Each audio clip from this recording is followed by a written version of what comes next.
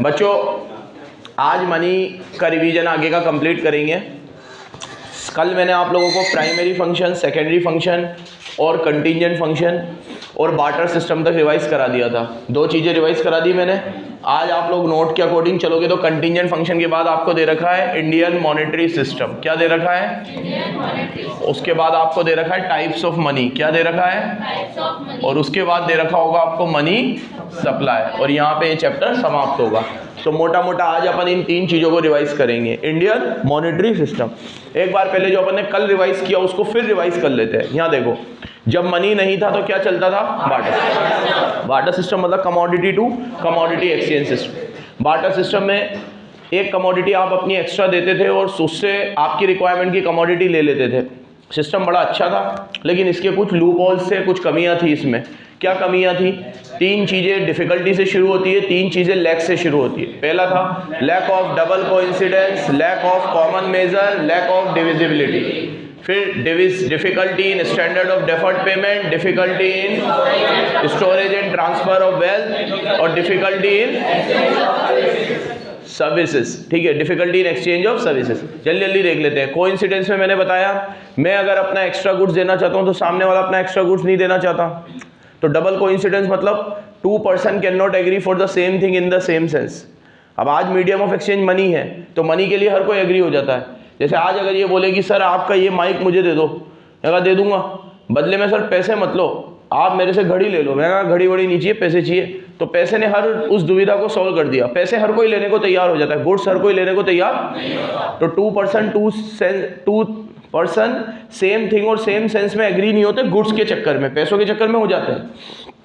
साथ के साथ इसको मनी से भी जोड़ते जाना, क्योंकि क्वेश्चन ऐसा आता है एग्जाम में कि ये डिफिकल्टी को मनी ने कैसे सॉल्व किया, ये डिफिकल्टी को मनी ने कैसे सॉल्व किया। इनडायरेक्ट क्वेश्चन आएगा। ठीक है, फिर मैंने आप लोगों को सेकंड चीज बताई थी कि डिविजिबिलिटी। अगर मेरा प्रोडक्ट डिविजिबल नेचर का है, आपका प्रोडक्ट डिविजिबल नेचर का नहीं है, तो बार्टर सिस्टम वर्क नहीं करेगा।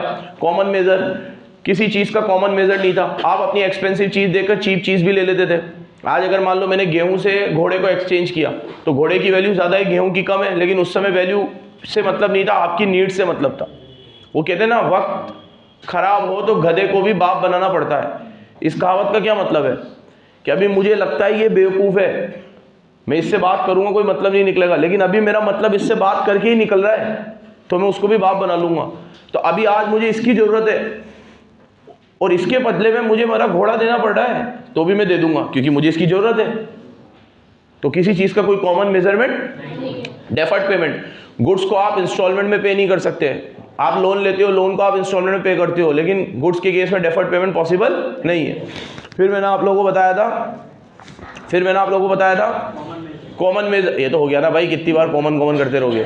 फिर मैंने कहा था difficulty in storage and transfer.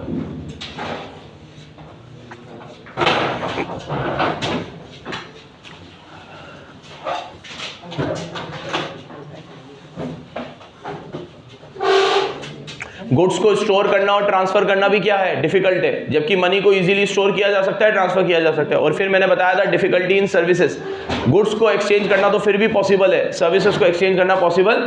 जैसे कल कहा था मैंने आपको, एक डॉक्टर की सर्विस को आप टीचर की सर्विस से एक्सचेंज। फिर मैंने आपको फंक्शन बताया मनी के। पहले मनी की डेफिनेशन बताई, money is anything that is generally acceptable as a medium of exchange. Money हर वो चीज को कहते हैं जो मीडियम ऑफ एक्सचेंज है। जैसे इंडिया में मीडियम ऑफ एक्सचेंज रुपीज है, अमेरिका में मीडियम ऑफ एक्सचेंज डॉलर है, यूरोपियन कंट्रीज में यूरो है।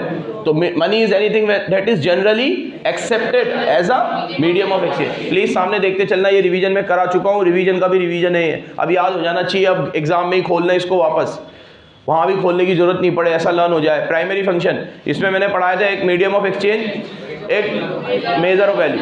ये 2 मेन फंक्शन है मनी के। मनी ने हर चीज को क्या दे दिया? Medium of exchange. आज अगर आपको एक मार्कर चाहिए, मीडियम में क्या दे दो आप? मनी दे दो। मोबाइल चाहिए, मीडियम में क्या दे दो? मनी दे दो। हर चीज का एक्सचेंज का माध्यम क्या बन गया? मनी बन गया। मेजर, मनी ने हर चीज को क्या दे दिया? मेजरमेंट दे दिया कि ये माइक इतने का है, ये मोबाइल इतने का है, ये बोर्ड इतने का है, मेजरमेंट। फिर मैंने आपको सेकेंडरी फंक्शन पढ़ाए थे, money serve as a store of value, transfer of value. Money को इजीली स्टोर किया जा सकता है। स्टोर में 3 बातें जरूर लिखोगे। गुड्स को स्टोर करने में स्पेस ज्यादा लगती थी, गुड्स को स्टोर करने में कन्वीनियंट नहीं था, और गुड्स को स्टोर करने में कॉस्ट लगती थी। ये तीनों चीज में मनी में उल्टा हो गया। मनी को स्टोर करने में ना तो कोई ज्यादा स्पेस लगती है, ठीक है, इतनी सी जगह में करोड़ों रुपया छुपाया जा सकता है। लेकिन इतनी सी जगह में करोड़ों रुपए के गुड्स छुपाए नहीं जा सकते। गुड्स को स्टोर करने में कॉस्ट लगती थी, मनी को स्टोर करने में उल्टा पैसा मिलता है। अगर आप मनी बैंक में स्टोर करोगे तो आपको इंटरेस्ट मिलेगा, और मनी को स्टोर करना क्या है, कन्वीनियंट है। गुड्स को स्टोर करना उतना कन्वीनियंट भी नहीं था। फिर मैंने आप लोगों को पढ़ाया था इसके कंटीजेंट फंक्शन। कंटीजेंट फंक्शन में क्या क्या था, ठीक है, मनी ने नेशनल इनकम का क्या दे दिया, हमें डिस्ट्रीब्यूशन दे दिया। आप अपनी पूरी इनकम को आराम से मनी में डिस्ट्रीब्यूट कर सकते हो कि हमारे यहाँ रेंट से इतना कमाते हैं, सैलरी से इतना कमाते हैं, वेजेस से इतना कमाते हैं। फिर मैंने आप लोगों को कहा था मैक्सिमम सेटिस्फेक्शन कंज्यूमर को किस में मिलता है, मनी में मिलता है, क्योंकि मैक्सिमम सेटिस्फेक्शन कब मिलता है, when MU is equal to price. देखो आज अगर कोई भी कोई चीज को एक्सचेंज करता है, उसके दिमाग में आ ही जाता है मेरा गुड्स अच्छा था, उसका गुड्स अच्छा था, लेकिन मनी हर चीज को क्या देता है, मैक्सिमम सेटिस्फेक्शन। आज हम 1000 रुपए की भी घड़ी खरीदते हैं और 1 लाख रुपए की भी घड़ी आती है। जो 1 लाख रुपए की घड़ी खरीदता है, टाइम तो वो भी वही बताती है, लेकिन फिर भी उसकी 1 लाख रुपए देता है वो, क्योंकि उसे पता है कि उसे उस घड़ी से 1 लाख जितना सेटिस्फेक्शन मिल रहा है। हाँ, वो आदमी का टाइम बताती है, ठीक है, टाइम तो बता ही रही है वो। तो इंसान को मैक्सिमम सेटिस्फेक्शन हमेशा किस में मिलता है, मनी में मिलता है, ठीक है। और सेटिस्फेक्शन को किस में मेजर किया जाता है, मनी में, ठीक है। और किसी चीज में सेटिस्फेक्शन को मेजर नहीं किया जा सकता। हालांकि अपन लोगों ने पढ़ा था माइक्रो में कि मनी को, सेटिस्फेक्शन को मनी में मेजर करना भी एक अजम्पशन है। ये कोई इतना आसान, सेटिस्फेक्शन को मनी में कैसे मेजर करोगे आप, ठीक है। सीए फाउंडेशन में पढ़ेंगे हम लोग डिटेल में, आप लोग पढ़ोगे मतलब। चलो आगे देखो, इसके बाद हम लोगों ने बताया कि प्रोड्यूसर को भी मैक्सिमम सेटिस्फेक्शन किस में मिलता है, मनी में मिलता है। फिर मैंने कहा मनी सबसे ज्यादा लिक्विड है, मनी को किसी भी चीज में कन्वर्ट किया जा सकता है, और मनी बेस ऑफ लिक्विड है, बेस ऑफ क्रेडिट है। हमारी पूरी इकोनॉमी किस पे चलती है, बिजनेस पे। बिजनेस किस पे चलता है, क्रेडिट पे, और क्रेडिट का बेस क्या है, मनी है। ऐसा कह सकते हैं कि हमारे पूरे इकोनॉमिक सिस्टम का बेस क्या है, मनी है। यहां तक मैं आपको कल की क्लास में रिवाइज करा चुका। 3 टॉपिक आज रिवाइज कराऊंगा मैं आपको, Indian monetary system, type of money और मनी सप्लाई। ध्यान से देखते चलना, सामने देखना, बिल्कुल सामने देखना। इंडियन मॉनेटरी सिस्टम, देखो भारत का जो मॉनेटरी सिस्टम है,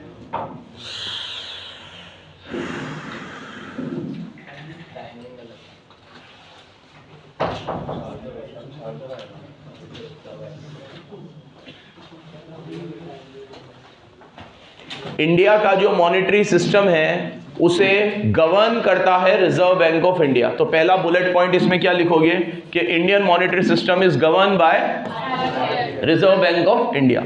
हमारे यहाँ 2 तरह के मॉनेटरी सिस्टम में, हमारे यहाँ 2 तरह की करेंसी होती है, एक तो कॉइन करेंसी और एक पेपर करेंसी। हमारे यहाँ के मॉनेटरी सिस्टम को INR बोलते हैं, इंडियन नेशनल रुपीस। क्या बोलते हैं, इंडियन नेशनल रुपीस। हमारे यहाँ 2 रुपए से लेकर 500 रुपए तक के नोट छपते हैं, क्योंकि अब तो 1000 और 2000 दोनों बंद हो गए, तो इसमें अपडेट ना हुआ हो तो आप याद रखना, हमारे यहाँ 2 रुपए से लेकर 500 रुपए तक के नोट छपते हैं। इसमें कॉइन करेंसी भी है, पेपर करेंसी भी है। कॉइन 1 रुपए का भी है, 2 रुपए का भी है, 5 का भी है, 10 का भी है, और अब 20 रुपए का भी सिक्का आने लग गया है, ठीक है। जितनी भी कॉइन होती है हमारे यहाँ, उसका सर्कुलेशन मिनिस्ट्री ऑफ फाइनेंस देखती है, और पेपर करेंसी का सर्कुलेशन RBI देखता है। लेकिन फॉर द टाइम बीइंग ये पावर भी अभी कौन देख रहा है, RBI। मतलब होल एंड सोल हमारे यहाँ पूरे नोट कौन छापता है, RBI। और नंबर 6, हम लोग मिनिमम रिजर्व सिस्टम फॉलो करते हैं। क्या फॉलो करते हैं, उस मिनिमम रिजर्व सिस्टम में हम लोग कम से कम 200 करोड़ तक की करेंसी रखते हैं नोट छापने के लिए। अपने पास 200 करोड़ के रिजर्व रखते हैं। वो 200 करोड़ में 115 करोड़ का तो गोल्ड होता है। क्या होता है, और बाकी की 85 करोड़ की क्या होते हैं, फॉरेन रिजर्व्स या दूसरी मॉनेटरी एसेट्स। अब 200 करोड़ मेंटेन करना बहुत आसान है, 200 करोड़ मेंटेन करना बहुत आसान है। 200 करोड़ अगर हमारे पास है तो ये मिनिमम रिजर्व है, इससे हम नोट छाप सकते हैं। उतना मिनिमम रिजर्व हमारे पास होता है, तो नोट छापने के लिए RBI डिमांड सप्लाई फोर्सेस का यूज करती है। किसका यूज करती है, मैंने पूरा प्रोसेस समझाया था आपको एक बार फिर बता देता हूँ, हमारे यहाँ नोट छपते हैं जीडीपी के अनुसार। अब जीडीपी जितना रहेगा उतना प्रोडक्शन होगा, उतना प्रोडक्शन होगा तो उतना माल आपको खरीदना है, और उतना माल खरीदना है तो उतने पैसे आपको देने हैं। तो प्रोडक्शन के हिसाब से नोट छपती है, ठीक है। अब अगर वो प्रोडक्शन से ज़्यादा नोट छप जाए तो जितने का माल बना है बिकेगा तो उतने का ही, नोट आपके पास ज़्यादा है तो आप उसे खरीदने के लिए अफला तफली मचाओगे, तो आपकी डिमांड बढ़ेगी और सप्लाई बढ़ नहीं सकती क्योंकि प्रोडक्शन उतना ही है, सप्लाई बढ़ नहीं सकती, तो इकोनॉमी में इन्फ्लेशन फैलेगा। क्या फैलेगा? इन्फ्लेशन। और वो इन्फ्लेशन देखते ही देखते हाइपर इन्फ्लेशन में बदल जाता है। फिर इन्फ्लेशन तो हम झेल सकते हैं, हाइपर इन्फ्लेशन नहीं झेल सकते। हाइपर इन्फ्लेशन मतलब जो महंगाई की दर एकदम ज़्यादा बेकाबू हो जाए, फिर उस समय पे दिक्कत आती है। अभी उल्टा हम लोग उल्टा चाह रहे हैं। अभी बजट आने वाला है 1 तारीख को, आरबीआई ने ये कहा है और हर फाइनेंशियल बॉडीज़ ने, institute of chartered accountant of India ने भी ये कहा है कि भारत का कंजम्पशन रेट नीचे गया है, तो लोगों की डिस्पोजेबल इनकम बढ़ानी पड़ेगी ताकि वो लोग कंजम्पशन बढ़ाएं। तो बहुत बेहतर चांस है कि इस बार इनकम टैक्स का स्लैब ऊपर आएगा और शायद 10 लाख तक की इनकम पे कोई टैक्स ना लगे, ये ऐसा प्रिडिक्टेड है। और जब इतनी बड़ी बड़ी ऑर्गेनाइजेशन सजेशन देती है तो मिनिस्ट्री ऑफ फाइनेंस उसे मानती है, तो उम्मीद है ये, बट जो होगा वो 1 तारीख को पता चल जाएगा। तो आप देखना अब 1 तारीख को क्या होता है। अब अगर 1 तारीख को डिस्पोजेबल इनकम बढ़ गई लोगों की तो इस पूरे साल में कंजम्पशन बढ़ेगा। अभी लोग क्या कर रहे हैं, उतना कंज्यूम नहीं कर पा रहे, अब जो भी कारण है उसके, तो कंजम्पशन बढ़ाने का सबसे अच्छा तरीका होता है डिस्पोजेबल इनकम बढ़ाना। आज मैं तुम्हें कहूँगा कि भैया तुम आराम से 10 लाख तक की इनकम पे कोई टैक्स नहीं है, तो आप आराम से बैंक के ट्रांजेक्शन ज़्यादा करोगे, ब्लैक मनी सर्कुलेशन में आएगी, वाइट मनी में कन्वर्ट होगी। अब आपको पता है 10 लाख तक मेरे पे कोई टैक्स नहीं है, तो मैं आराम से बैंकों से भी लेन देन करूँगा, यूपीआई की पेमेंट्स करूँगा, खर्चे दिखाऊँगा, कंजम्पशन बढ़ेगा और इकोनॉमी में बूस्ट होगा। अब देखते हैं इसका क्या होता है, अब वो तो 1 तारीख को पता चलेगा। बट अभी मैं भी जितनी समझता हूँ कि मुझे भी ये लगता है कि क्योंकि जीडीपी का ग्रोथ रेट कंजम्पशन से इंडिया में निकाला जाता है, अगर हमारा कंजम्पशन का ग्रोथ रेट खराब गया तो जीडीपी का ग्रोथ रेट खराब जाएगा, प्रोडक्शन उतना होगा नहीं, और हमें उतना प्रोडक्शन करना ही है क्योंकि हम लोगों को 7 to 8% अचीव करना है। और हम अभी Indian international monetary fund IMF के प्रेडिक्शन के हिसाब से हम 6% पे है अभी, और हमें 7 to 8% की ग्रोथ चाहिए लगातार, ठीक है। चलो, ये है इंडिया का मॉनेटरी सिस्टम। कौन गवर्न करता है? आरबीआई। कितने तरह की करेंसी होती है? लीगल सिस्टम को क्या कहते हैं? इंडियन नेशनल रुपी। कितने के नोट छपते हैं? कॉइन को कौन देखता है? Ministry of finance. Paper currency, but अभी कॉइन भी कौन देख रहा है? मिनिमम रिजर्व सिस्टम फॉलो करते हैं। कितना मिनिमम रिजर्व सिस्टम? 200 करोड़ में 115 करोड़ के गोल्ड होंगे, 85 करोड़ की word to word Indian monetary system में ये सब बातें लिखी हुई होंगी। फ्री डिबेट करने का टाइम नहीं है, घर पे करना। आगे आ जाओ, टाइप्स ऑफ मनी, ठीक है। हाँ, एक चीज और सुन लेना, कॉइन जो है वो बना होता है निकल का, एक मेटल का, और पेपर करेंसी ऑब्वियसली पेपर की बनी होती है। लेकिन कॉइन करेंसी हो या पेपर करेंसी हो, आरबीआई इस बात का ध्यान रखती है कि इसकी मॉनेटरी वैल्यू, फेस वैल्यू ज़्यादा हो और कमोडिटी वैल्यू कम हो। जैसे मुझे एक बात का जवाब दो, 500 रुपये का नोट छापने में आरबीआई को 500 रुपये लगते हैं क्या? एक डेटा के अनुसार 3 से 4 रुपये कॉस्टिंग आती है 500 रुपये के नोट में। कितनी कॉस्टिंग आती है? मतलब उसकी पेपर, उसकी छपाई, इंक जो उसमें डली है वो, एक पेपर भी अच्छी क्वालिटी का होता है।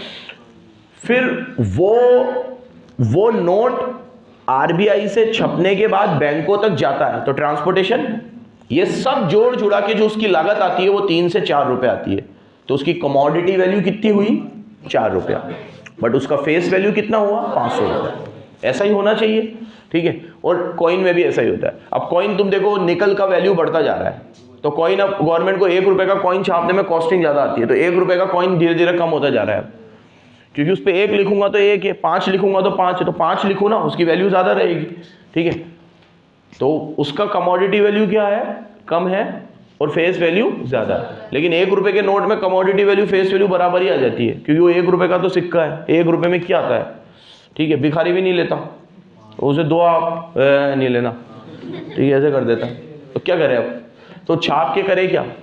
1 रुपये से कुछ आ भी नहीं रहा है, और छापने में भी 1 रुपये ही लग रहे हैं, 1.5 रुपया लग रहा है, तो सरकार ने उसका आकार एकदम छोटा कर दिया। पहले का 1 रुपए का सिक्का देखा करो, अभी देखो, और वो भी बिल्कुल मिनिमम कर दिया, बिल्कुल minimum. Next, types of money. पहली होती है, इसमें 4 पढ़ाई थी तुम्हें, फिएट मनी, दूसरी होती है फिड्यूशरी मनी, तीसरी होती है फुल बॉडीड मनी, और चौथी तो अभी पढ़ा दी मैंने तुम्हें, क्रेडिट मनी। बराबर से सुनते जाना। फिएट मनी, मेरी तरफ देखो। फिएट का मतलब होता है ऑर्डर। वो मनी जो गवर्नमेंट के ऑर्डर से छपती है उसे फिएट मनी बोलते हैं। तो बोलो मेरे साथ, the money which has been in circulation with the order of government and every person is deemed to accept that currency because of the legal sanction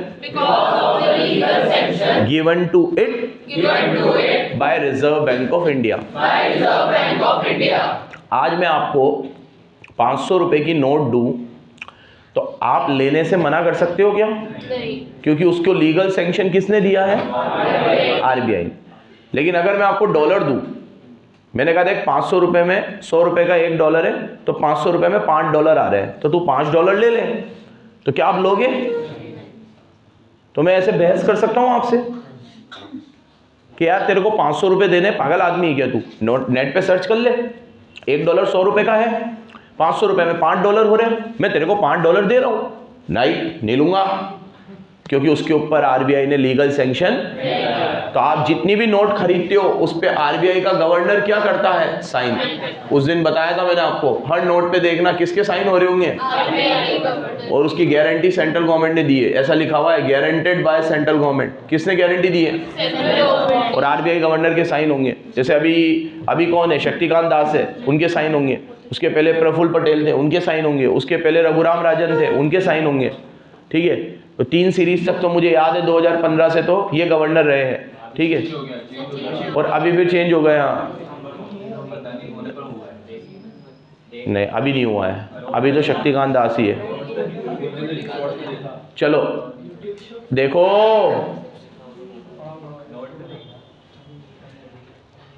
तो फिएट मनी क्या कहती है कि ये वो नोट है जो किसने छापी है? रिजर्व बैंक ऑफ इंडिया ने। और इसकी लीगल सैंक्शन, गारंटी किसने दी है? सेंट्रल गवर्नमेंट ने, गारंटेड बाय सेंट्रल गवर्नमेंट। और साइन किसके हैं? तो ये क्या बन गई? Fiat money. ये फिएट मनी है जो गवर्नमेंट के ऑर्डर से छपी है। नेक्स्ट पे आए, अब आती है फिड्यूशरी मनी। फिड्यूशरी मनी वो मनी है जो गवर्नमेंट के ऑर्डर से नहीं छपी है, but everyone accept this money because of the trust between 2 parties. क्या बोला मैंने? Because of the trust between 2 parties. इसका एग्जांपल है चेक। क्या एग्जांपल है? क्या मैं आप लोगों से चेक भी ले लेता हूं? आप पैसे लाते हो तो पैसे तो लेता ही लेता हूं, लेकिन चेक भी ले लेता हूं। ठीक है, क्यों ले लेता हूं? क्योंकि मुझे आप पे ट्रस्ट है। लेकिन अभी जैसे सपोज करो, मैंने उस समय एक एग्जांपल दिया था, आप एक टैक्सी में बैठे तो टैक्सी वाले को कहा मेरे को जल्दी एयरपोर्ट ड्रॉप कर दे। उसने आपको एयरपोर्ट ड्रॉप किया, ठीक है, 2000 रुपये उसका मीटर बोला, 2000 रुपये उसने आपसे मांगे। या तो आप पेटीएम फोन पे करोगे, वो तो हाथों हाथ मिल गए, उसे कैश दोगे, वो भी हाथों हाथ मिल गए। लेकिन आपने 2000 का चेक फाड़ के दिया, 2000 का चेक साइन करके ले बेटा, ठीक है, सामान उतारा और जाने लगे। उसने कहा इधर आओ, इधर क्या है, कल लगा देना, परसों क्लियर हो जाएगा।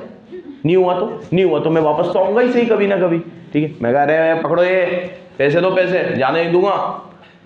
तो वो नहीं लेगा चेक। क्यों? मैं तो ले रहा था। वो क्यों नहीं ले रहा? ट्रस्ट का इशू है। क्या इशू है? अभी आधे घंटे पहले आप उसकी टैक्सी में चढ़े हो, जान ना पहचान तू मेरा मेहमान, कैसे चेक ले ले? वो चेक नहीं लेगा आपसे। तो फिड्यूशरी मनी सिर्फ कब एक्सेप्ट की जाती है? जब दोनों पार्टीज में क्या हो? ट्रस्ट, विश्वास का संबंध हो। बोलो जरा, विश्वास का संबंध हो। फिड्यूशरी का मतलब ही ट्रस्ट होता है। फिड्यूशरी का क्या मतलब होता है?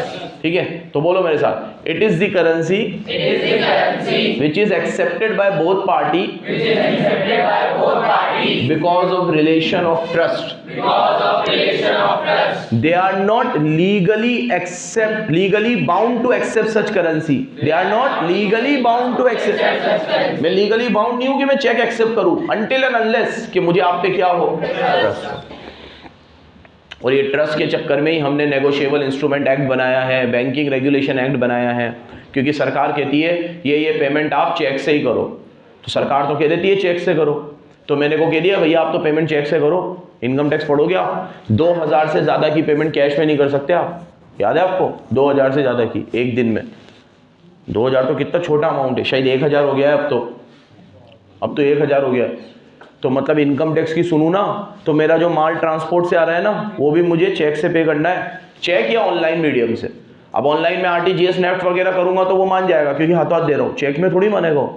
अब चेक में कितना रिस्क है, कितने तुम्हें पता है चेक के इतने केसेस इंडिया में पेंडिंग है इतने, क्योंकि RBI के चक्कर में लोग चेक ले तो लेते हैं। अब जैसे मैंने तुमसे काम करवा लिया, ठीक है, वो काम करने के बाद मैंने कहा कि भैया हाँ कितना हुआ तुम्हारा 50,000, हाँ ये लो 50,000 का चेक। वो बोलेगा भाई साहब चेक में तो आपको जानता, अरे मेरी दुकान है, मेरा शोरूम है, मेरा फलाना है, मेरा ढिमकड़ा है, कहाँ जा रहा हूँ मैं। और RBI की नॉर्म से लगा देना चेक, 3 दिन बाद का चेक दे दिया, अब वो लगा रहा है, बाउंस हो गया,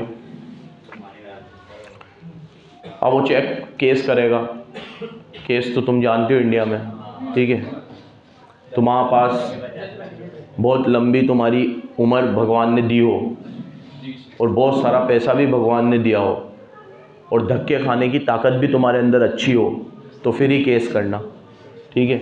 और वो करते रहो 50,000, नहीं तो उतने टाइम में तुम सोचोगे मैं खुद कमा लूँगा ये 50,000, ठीक है। तो इतना नाटक हमारे यहाँ है, इसलिए नेगोशिएबल इंस्ट्रूमेंट एक्ट आया, बैंकिंग रेगुलेशन एक्ट आया, ताकि लोग चेक को एक्सेप्ट करें और बाउंस हो जाए तो उन्हें लीगल श्योरिटी मिलनी चाहिए। अभी कुछ जो होम मिनिस्टर है हमारे अमित शाह जी, उन्होंने ये कहा था कि हम ऐसा सिस्टम बना रहे हैं कि चेक जो है उसके केसेस फास्ट ट्रैक बेसिस पे सुनवाई हो उसकी, क्योंकि इससे बिजनेसमैन बहुत परेशान होता है और हाथों हाथ इसका जल्दी से जल्दी निपटारा है। उन्होंने कहा था शायद कि मैं कोई इंटरव्यू देख रहा था कि 90 डेज़ के फ्रेम में उसका निपटारा हो ही जाए, मतलब उसका जजमेंट आ जाए, वो ऐसे पेंडिंग ना पड़े रहे।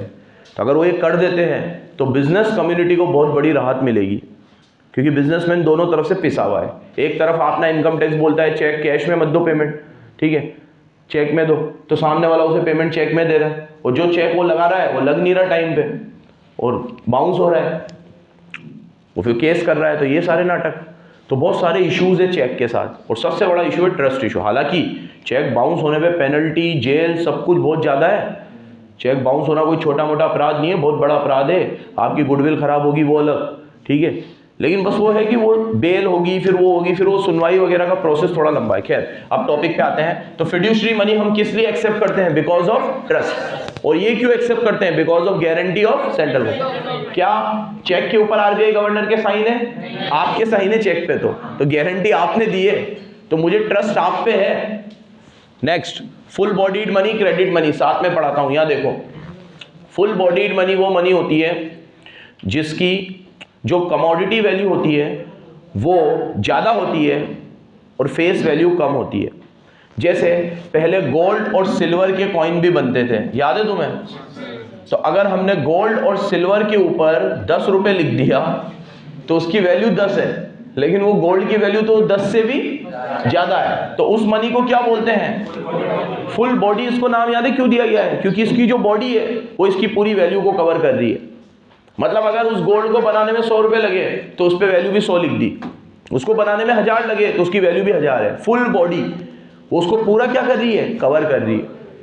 सुन रहे हो मेरी बात को? और क्रेडिट मनी ये उसकी पूरी वैल्यू को कवर नहीं कर रही। जैसे 500 रुपये की नोट, उसकी फेस वैल्यू कितनी है? 500, लेकिन उसकी कमोडिटी वैल्यू कितनी है? 4 रुपये। बनाने में कितने लगे? 4, ठीक है। इसमें मैंने लिखा भी है, और वो याद रखना, मनी वैल्यू को इंट्रिंसिक वैल्यू भी बोलते हैं। जो इसकी ये फेस वैल्यू है ना, मनी वैल्यू, फेस वैल्यू, इसको क्या बोलते हैं? याद रखना, इंट्रिंसिक वैल्यू।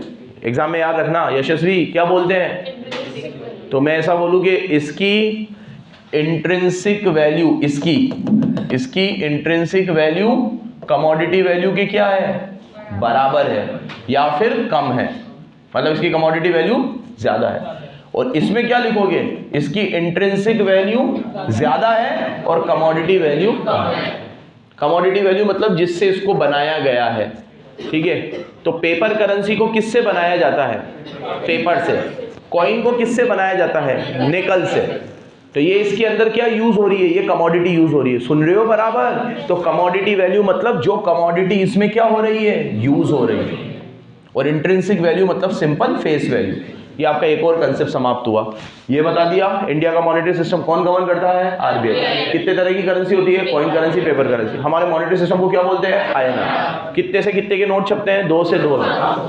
कौन छापता है? आरबीआई। ठीक है। मिंट कौन करता है? आरबीआई। ठीक है। फिर minimum reserve requirement 200 crore. 200 crore में 115 करोड़ का गोल्ड। क्या अभी हमारे पास 200 करोड़ होगा मिनिमम रिजर्व? तो हम जितनी करेंसी चाहे उतनी, लेकिन क्या हम अंधाधुंध छाप देते हैं? अंधी में छाप देते हैं नोट? समझदारी नहीं है। नोट छपते हैं डिमांड सप्लाई से। आ जाओ हम अगले टॉपिक पे, मनी सप्लाई। लास्ट टॉपिक, मेरी तरफ देखो, बोलो मेरे साथ। द अमाउंट ऑफ मनी, ये मनी सप्लाई है, तो amount of money held by public during a particular point of time. एक पर्टिकुलर पॉइंट ऑफ टाइम में हमारे देश में जितने भी लोग रहते हैं वो जो पैसा होल्ड कर रहे हैं उसे मनी सप्लाई बोलते हैं। जैसे अभी इसके पास है 5,000 रुपये, इसमें कॉइन करेंसी, पेपर करेंसी, और इसने थोड़ा बहुत पैसा बैंक में जमा करा रखा है। तो बैंक में इसने जमा करा रखा है सिमरिता ने 1,000 रुपये, और इसके पास 4,500 रुपये के नोट है। तो कितने हो गए? 5.5। और 500 रुपये के सिक्के हैं, तो कितने हो गए? 6,000। तो सिमरिता की मनी सप्लाई कितनी हो गई? 6,000। सेम ऐसे आलिया के पास 10,000 है, कि इसने आगे पास 20,000 है, तो 10,000 20,000 कितने हुए? 30,000। और इसके 6,000 कितने हुए? 36,000। ठीक है। और ये समीर के पास 14,000 है, 36 और 14 कितने हो गए? 50,000। आर्यन के पास 20,000 है, 50 और 20 कितने हो गए? 70,000। अब हमने आज मनी सप्लाई नापा। क्या डेट है आज? 12 जनवरी। तो 12 जनवरी को भारत का मनी सप्लाई हो गया 70,000 रुपये। तो मनी सप्लाई एकदम सिंपल है, amount of money held by public during a particular point of time. जल्दी बोल दो, amount of money held by public during a particular point of time. जल्दी बोलो, वापस बोलो। तो इसमें 3 चीजें तो आती है, कॉइन करेंसी,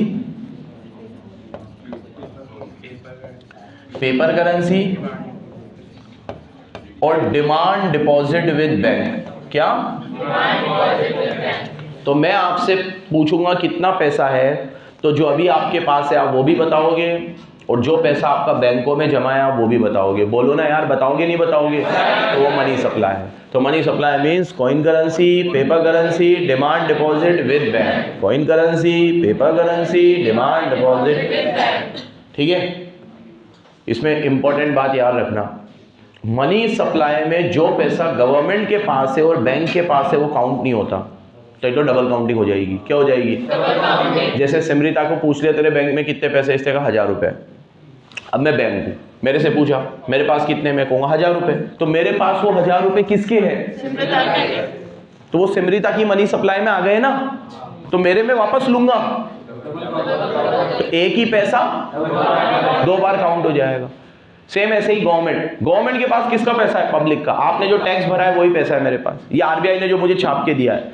तो गवर्नमेंट और बैंकों का पैसा मनी सप्लाई में काउंट नहीं होता। बोलो गवर्नमेंट और बैंक का पैसा, in order to avoid double counting.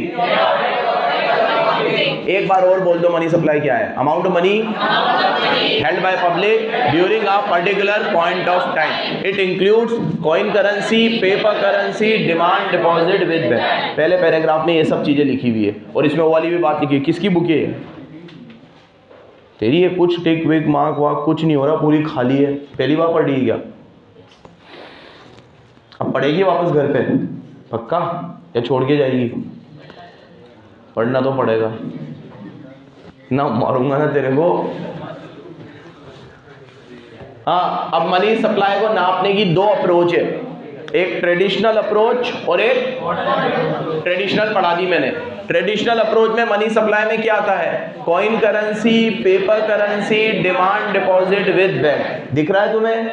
Coin currency, paper currency और डिमांड डिपॉजिट विद बैंक। अब इसमें मेरी तरफ देखो, जब आप लोग सुनो, इधर मेरी तरफ देखो, जब आप लोग ट्रेडिशनल अप्रोच के बारे में लिखो। तो ट्रेडिशनल अप्रोच सुनो प्लीज, ट्रेडिशनल अप्रोच के बारे में लिखो। तो coin currency, paper currency, demand deposit, ये तो लिखोगे। थोड़ा पेपर करेंसी को समझा के आ जाना, जैसे मैंने समझा रखा है कि paper currency is made up of paper. इसमें कितने के नोट छपते हैं? 2 रुपए से लेकर 500 तक के। इसकी कमोडिटी वैल्यू हमेशा कम होती है, अरे कम, और इंट्रिंसिक वैल्यू। भैया पीछे सुन रहा है तू? तो आप लोगों को जब भी आए कॉइन करेंसी, पेपर करेंसी, तो आप पेपर करेंसी थोड़ा सा लिख के आ जाना। लिख के आ जाओगे बच्चों? Coin currency it is made up of निकल। और डिमांड डिपॉजिट विद बैंक, जो पैसा हमारा बैंकों में पड़ा है उसे क्या बोलते हैं हम? Demand deposit with bank. बस इतना लिख के आना। अब आओ मॉडर्न अप्रोच। मॉडर्न अप्रोच ये कहती है, ये तो कौन सी वाली थी? ट्रेडिशनल। अब कौन सी वाली है? सुनो इधर। मॉडर्न अप्रोच जो है ना, वो मनी सप्लाई में हर चीज ले लेती है, हर चीज। कॉइन भी ले लेती है, पेपर भी ले लेती है, डिमांड डिपॉजिट भी ले लेती है, क्रेडिट कार्ड भी ले लेती है, डेबिट कार्ड भी ले लेती है। गोल्ड और सिल्वर में इन्वेस्ट कर रखा है तो गोल्ड को भी मनी मान लिया। शेयर्स और डिवेंचर में इन्वेस्ट कर रखा है तो उसको भी मनी मान लिया। पोस्ट ऑफिस में पैसा पड़ा हुआ है उसको भी मनी मान लिया। तो modern approach is wider than traditional approach. बोलो बोलो, टिक करो। मॉडर्न अप्रोच में क्या आता है? कॉइन करेंसी, पेपर करेंसी, ठीक है, bank deposit, time deposit, financial asset, treasury bills, bonds, equity, credit card. ये एक अच्छी अप्रोच नहीं है, क्योंकि आपने ऑलमोस्ट हर चीज को ही मनी मान लिया। आज की तारीख में लोग पैसा अपने पास नहीं रखते, लोग अपने पास फाइनेंशियल एसेट्स रखते हैं। क्या रखते हैं? जैसे मेरे जो दोस्त हैं, मैक्सिमम जो दोस्त है, मैं उनसे 20,000 रुपये की भी उम्मीद नहीं कर सकता कि वो मुझे आज दे देंगे ज़रूरत पड़ने पे। मैं दे दूंगा उन्हें, ठीक है। अब वो नंगे नहीं है, लेकिन उनकी हालत ही ऐसी है। एक तो उनका मैक्सिमम पैसा बिजनेस में लगा हुआ है, क्योंकि सब बिजनेसमैन है, ठीक है। सैलरीड पर्सन के पास ज़्यादा चांसेस होते हैं पैसे मिलने के, अगर अच्छी सैलरी है तो उसकी, as compare to businessman. Businessman का पैसा हमेशा बिजनेस में उलझा रहता है। तो एक तो उनका पैसा बिजनेस में उलझा हुआ है, नहीं तो उन्होंने फाइनेंशियल एसेट में उलझा रखा है। हर महीने की कोई किस्त जारी है, कोई SIP करा रखी है, कोई फलाना है, कोई ढिमकड़ा है, कोई गोल्ड में लगा रखा है। तो जो हार्ड कैश होता है ना, हार्ड कैश, वो मिलना मुश्किल है, ठीक है। अब हमारा जो बिजनेस है, मुझे कोई कमोडिटी नहीं खरीदनी, मुझे कोई दुकान में माल नहीं डलाना। तो मेरे लिए क्या है कि भैया मेरे महीने के खर्चे निकले, कोचिंग के खर्चे निकले, हम तीनों के खर्चे निकले, उसके बाद कोई पैसा पड़ा हुआ है तो मैं, और हम ये सब म्यूचुअल फंड और ये सब नहीं कर पाते हैं, तो मेरे पास रहता है पैसा। तो मेरे को कभी कभी ज़रूरत होती है उनको, तो मैं दे देता हूँ 1 महीने के लिए, 2 महीने के लिए, तो वो मेरा रोटेशन चल जाता है, ठीक है। लेकिन उनसे सेम एक्सपेक्टेशन में मेरे दोस्तों से नहीं कर सकता। तो कहना क्या चाह रहा हूँ, मॉडर्न अप्रोच ये कहती है कि अगर आपके पास हार्ड कैश नहीं है तो कम से कम जो लिक्विड एसेट है उसे तो काउंट करो मनी सप्लाई में, वो भी तो कैश है, क्योंकि वो कभी ना कभी कैश में कन्वर्ट। लेकिन याद रखना, इसमें सिर्फ लिक्विड एसेट लेना, लैंड बिल्डिंग मत ले लेना। अब मेरे किसी दोस्त ने कहा मेरे पास 1 करोड़ का प्लॉट है, तो आज बिक रहा है क्या वो? और बेचोगे तो आ जाएंगे 1 करोड़, ज्यादा कम कुछ भी हो सकता है, तो उसे मनी सप्लाई में काउंट। भैया कान खोल के सुन लेना, एक एक चीज क्लियर कर रहा हूं। मॉडर्न अप्रोच में coin currency, paper currency, bond deposit, time deposit, demand deposit, लेकिन लिक्विड एसेट्स आएंगी। क्या आएंगी? Which can easily be converted into cash. अब लास्ट टॉपिक पढ़ते हैं इसी में, very very important, money supply bye RBI। Money supply में एक अप्रोच किसने दी है? उसमें M1, M2, M3 और M4। इसको मैंने बहुत अच्छे से याद करवाया था आपको। देखो इधर वापस अच्छे से याद करेंगे। पहले M1 में तो सबसे सिंपल चीज आएंगी, coin currency, paper currency, demand deposit और एक अदर डिपॉजिट विद RBI भी होगा शायद, है अदर डिपॉजिट। ये demand deposit with commercial bank है और अदर डिपॉजिट विद RBI है, ठीक है। अब देखो ये अप्रोच ये कहती है, ये अप्रोच ये कहती है, सुनो, M1 की अप्रोच ये कहती है कि आप मनी सप्लाई में कॉइन करेंसी लो, पेपर करेंसी लो, जो नोट आपने छापे हैं वो लो, कॉइन करेंसी लो, और जो सेंट्रल बैंक के पास जो पैसा पड़ा हुआ है कमर्शियल बैंक के पास वो लो, और आरबीआई के पास भी कुछ अदर डिपॉजिट्स होते हैं। हालांकि आरबीआई के पास बैंकों के डिपॉजिट होते हैं, हमारे डिपॉजिट्स नहीं होते, तो जो पैसा आरबीआई के पास पड़ा हुआ है वो भी लो। ये सब मिला के मनी सप्लाई में आएगा। M1 सबसे ज्यादा लिक्विड फॉर्मेट है, बोलो M1। इसमें कोई भी ऐसी चीज मत लो जिसे मनी में सप्लाई करने में टाइम लगेगा, तो M1 सबसे ज्यादा लिक्विड है। अब M2 में M1 तो पूरा आएगा, और इसमें एक चीज और जुड़ जाएगी, पोस्ट ऑफिस सेविंग डिपॉजिट। बोलो क्या? पहले क्या होता था, जब ये अप्रोच दी थी, पुरानी अप्रोच है बहुत, उस समय लोग बैंकों से ज्यादा पोस्ट ऑफिस में पैसे जमा कराते थे, लेकिन पोस्ट ऑफिस में से पैसे निकालना थोड़ा मुश्किल है। नमन सुन ले इधर, पोस्ट ऑफिस में अगर आज आप भरोगे, जैसे बैंक में कितना आसान है, आरटीजीएस कर दिया, नेफ्ट कर दिया, चेक फाड़ के दे दिया, हाथों हाथ एक अकाउंट से दूसरे अकाउंट में पैसा चल जाएगा। और आपको निकालना है तो एक फॉर्म भरो, कैश काउंटर पे दो, कैश दे देगा। लेकिन पोस्ट ऑफिस में पैसे निकालना बहुत मुश्किल है। तो पोस्ट ऑफिस डिपॉजिट्स के अंदर क्या होता है कि आपको पहले पोस्ट ऑफिस जाना पड़ेगा, फॉर्म भरना पड़ेगा, उनकी लिक्विडिटी के कुछ नॉर्म्स होते हैं कि एक बार में इतना ही पैसा निकालोगे, एक बार में इतना ही पैसा निकालोगे, फिर जाके पैसा निकलेगा। तो पोस्ट ऑफिस डिपॉजिट इतने लिक्विड नहीं होते बेटा। वो कहाँ खो गए? पोस्ट ऑफिस डिपॉजिट इतने लिक्विड नहीं होते, इसलिए ये M1 में नहीं आता। किस में आता है? तो M2 में पूरा M1 तो आएगा, और उसके साथ एक चीज और क्या आएगी, देख लो लिखा हुआ है। फिर आता है M3 में M1 पूरा आएगा, और इसमें टाइम डिपॉजिट विद बैंक आएंगे। क्या आएंगे? टाइम डिपॉजिट मतलब FD। क्या? FD। अब आपने अगर किसी बैंक में 5 साल की FD कराई, तो क्या आप 5 साल के पहले पैसा निकाल सकते हो? नहीं निकाल सकते। बैंकिंग में पढ़ाऊंगा कैसे निकलता है, लेकिन उसके लिए भी पैसे कटेंगे, बहुत सारे नाटक है। तो क्या हम FD को लिक्विड मान ले? नहीं। तो इसलिए इसको M1 में नहीं लिया, M2 में भी नहीं लिया। किस में लिया? ये अप्रोच लिक्विडिटी के सीक्वेंस में जमी हुई है। किस में जमी हुई है? बराबर याद रखना, ठीक है। हाँ तू बता क्रिश, बोला M1 सब में क्यों आ रहा है? जैसे M1 में coin currency, paper currency, other deposit और डिमांड डिपॉजिट है, ये M2 में भी आया, M3 में भी आया, अभी M4 में भी आएगा।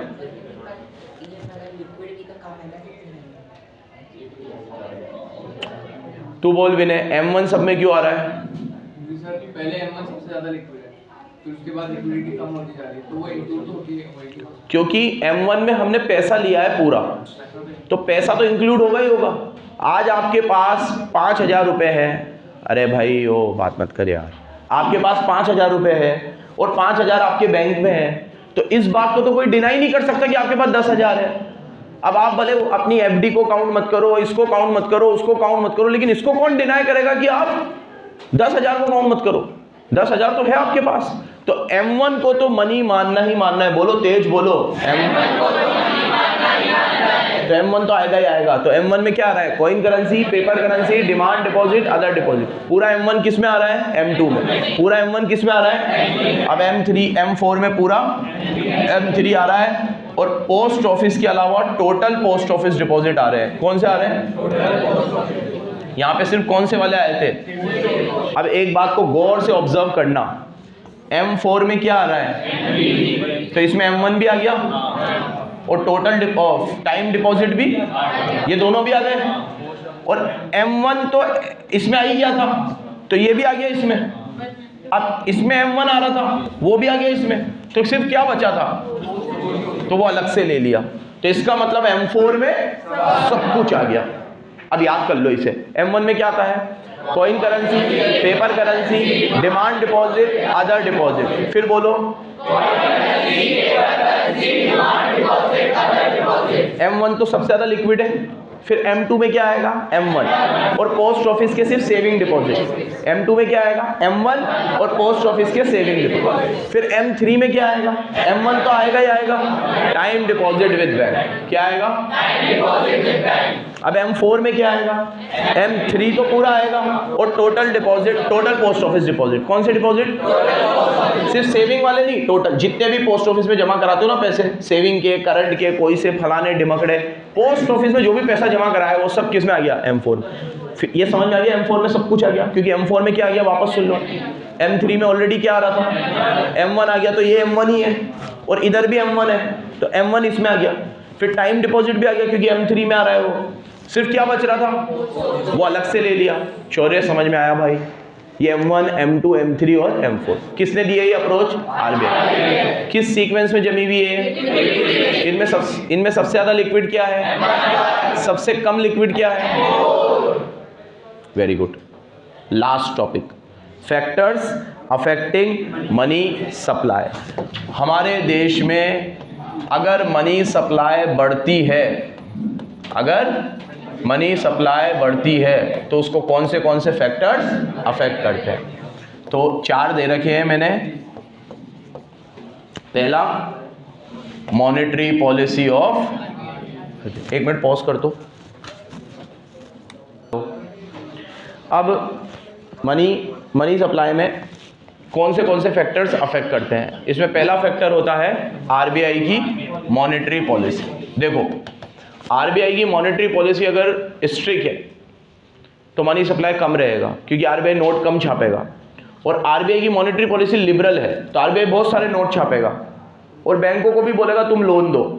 तो आरबीआई की पॉलिसी पे डिपेंड करता है कि आरबीआई की मॉनेटरी पॉलिसी डियरर है कि चीपर है।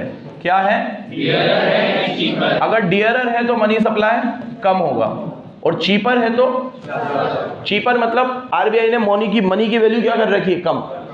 आरबीआई ने कैश रिजर्व रेशो कम कर रखा है, आरबीआई ने बैंक को पूरी छूट दे रखी है, 2 सालों लोन दो, फैलाओ, खूब क्रेडिट फैलाओ, ठीक है, बांटो पैसा, बांटो, लुटाओ ऐसे एयरपोर्ट प्लेन में, ठीक है, बारिश कर दो नोटों की। तो अगर आरबीआई खुद ये चाहेगा तो फिर बारिश होगी, फिर मनी सप्लाई बढ़ेगा, और आरबीआई की पॉलिसी एकदम स्ट्रिक्ट है तो मनी सप्लाई। दूसरा, कमर्शियल बैंक की पॉलिसी। किसकी पॉलिसी? भाई प्लीज इधर देख लो, कमर्शियल बैंक। आरबीआई लाख मना करे, लोन कौन देता है? तो इकोनॉमी में मनी सप्लाई फैलाने का काम कौन करता है? आपके और मेरे पास पहली बार पैसा कहां से आया? हमें तो हमारे पापा ने, मम्मी ने, किसी ने दिया होगा, उनको उनके पापा ने, मम्मी ने, गिराक ने।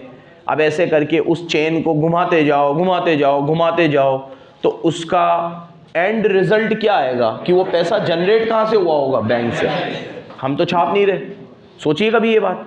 तो पैसा तो घूम के ही आया है हमारे पास, तो ओरिजिन कहाँ से हुआ है? कमर्शियल बैंक से। पहली बार कमर्शियल बैंक ने लोन दिया होगा, लोन देकर वो पैसा फैक्ट्री में आया होगा, और फैक्ट्री से वो पैसा, जो फैक्ट्री में मजदूर काम कर रहा होगा उसको तनख्वाह मिली होगी, फिर उस तनख्वाह से उसने क्या करा होगा? मोबाइल खरीदा होगा, तो पैसा मोबाइल वाले के पास गया होगा, फिर मोबाइल वाले ने उस पैसे से कपड़ा खरीदा होगा तो कपड़े वाले के पास गया होगा, एंड सो ऑन।